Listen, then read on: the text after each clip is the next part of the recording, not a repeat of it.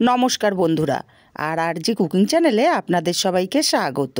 আজকে নিয়ে হাজির হয়ে গেলাম আলু বেগুন দিয়ে দেশি পুঁটি মাছের ঝোল রেসিপি নিয়ে। তো চলুন শুরু করা যাক। আমি এখানে 250 গ্রাম পুঁটি মাছ ভালো করে কেটে ধুয়ে জলটা ঝরিয়ে নিয়েছি। এখন এখানে হাফ চামচ হলুদ, হাফ চামচ লঙ্কার গুঁড়ো আর দিয়ে দেব হাফ চামচ লবণ। হলুদ আর লঙ্কার গুঁড়োটা দিয়ে মাছটাকে খুব ভালো করে মাখিয়ে নিতে হবে। লবণ হলুদ লঙ্কার গুঁড়োটা দিয়ে মাছটাকে খুব ভালো করে মাখিয়ে আমি এইভাবে রেখে দেব 5 মিনিট। আর এদিকে আমি আলু আর বেগুন কেটে নিয়েছি। এবারে একটা কড়াই গরম করে দিয়ে দেব 3 চামচ তেল।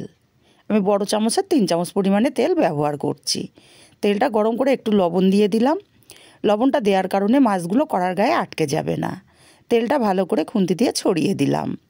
এখন লবণ হলুদ আর লঙ্কার গুঁড়ো মাখিয়ে রাখা মাছগুলোকে দিয়ে দেব। আমি সব মাছই একসাথে দিয়ে দিচ্ছি। মাছগুলো এক পিঠ ভাজা হলে আর এক পিঠ উল্টে দিতে হবে। আর মাছগুলোকে একটু কড়া করেই আমি ভেজে নেব। বন্ধুরা, এইভাবে একদিন বানিয়ে দেখবেন, দারুণ হয় খেতে, দারুণ। আর আমার রেসিপি যদি ভালো লাগে একটা লাইক অবশ্যই দিতে ভুলবেন না। আপনাদের একটা লাইক আমাকে অনেক দূর পৌঁছে দিতে পারে। মাছগুলো উল্টে পাল্টে একটু কড়া করে ভেজে নিয়েছি। এখন মাছগুলো তেল ঝরিয়ে উঠিয়ে নেব।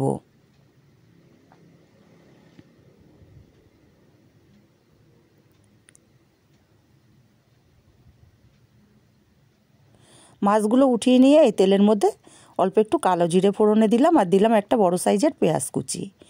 পেঁয়াজটাকে হালকা কালার আসা পর্যন্ত ভেজে নিতে হবে। পেঁয়াজটা হালকা কালার করে ভেজে নিয়েছি। এখন এখানে দিয়ে দেব কেটে রাখা আলু। আলুগুলোকে দিয়ে নাড়াচাড়া করে ভেজে নিতে হবে। আলুগুলো এদিকে ভাজা হতে থাক, ততক্ষণে মশলা করে নেব। মিক্সচার জারের মধ্যে দিয়ে দেব 1.5 চামচ কালো সর্ষে। আমি এখানে ছোট চামচ ব্যবহার করছি। হাফ চামচ দেব জিরে আর সামান্য একটু লবণ দেব আর দেব 4টে কাঁচা লঙ্কা।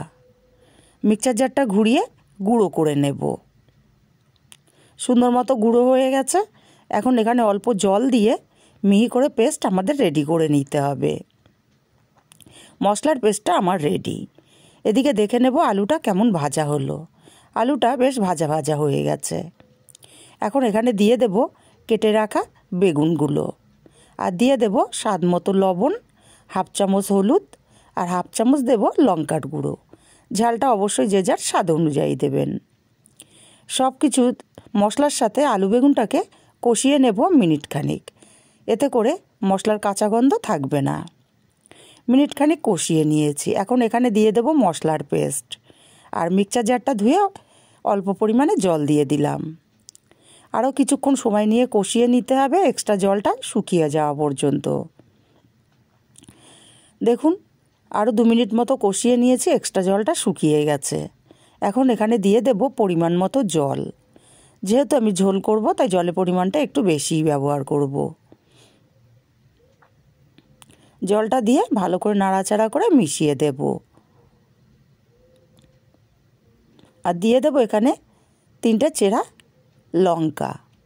আমি এখানে পাকা লঙ্কা ব্যবহার করছি। ঝোলটাকে ফুটিয়ে নিয়েছি। 3-4 মিনিট আমি ফুটিয়ে নিয়েছি। এখন এখানে ভেজে রাখা মাছগুলো দিয়ে দেব।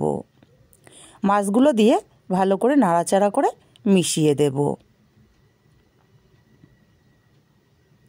আর ঢাকা দিয়ে এইভাবে রান্না করব আরও 5 মিনিট। 5 মিনিট পর ঢাকাটা খুলে নিলাম।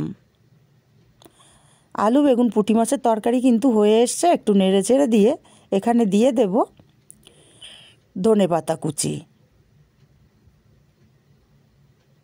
আর ধনেপাতা কুচিটাকে দিয়ে ভালো করে নাড়াচাড়া করে মিশিয়ে দিতে হবে। আর তৈরি হয়ে গেল আমার দারুণ স্বাদের আলু বেগুন দিয়ে দেশি পুঁটি মাছের ঝোল। রেসিপিটা কেমন লাগলো কমেন্ট করে জানাতে ভুলবেন না। ভালো লাগলে কাছের আত্মীয় স্বজন বন্ধুবান্ধবের কাছে শেয়ার করতে ভুলবেন না।